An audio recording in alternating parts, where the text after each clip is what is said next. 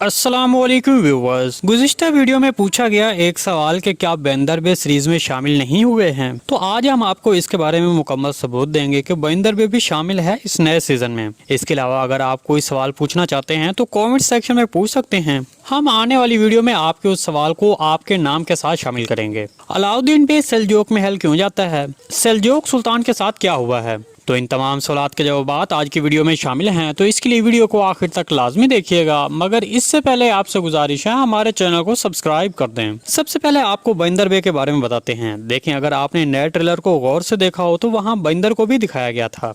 नए ट्रेलर के आखिरी मंजर में बंदर को दिखाया गया जब उस्मान बे अपने कमरे नुमा हाल से बाहर निकल रहे थे। वहाँ उनके पीछे बंदर बे भी था। मैंने इसकी निशानदेही इस तस्वीर में कर दी है, तो इसकी तस्दीक आप कर सकते हैं। चलिए अब बात करते हैं कि अलाउद्दीन बे सेल्जूक महल में क्या करने जाते हैं। देखिए, नए ट्रेलर में दिखाया गया है कि फातिमा खातून एलचीचिक और अलाउद्दीन बे सेल्जूक महल में इकट्ठे जाते हैं, जबकि अगले मंजर में अलाउद्दीन बे कोई दवाई तैयार कर रहे थे।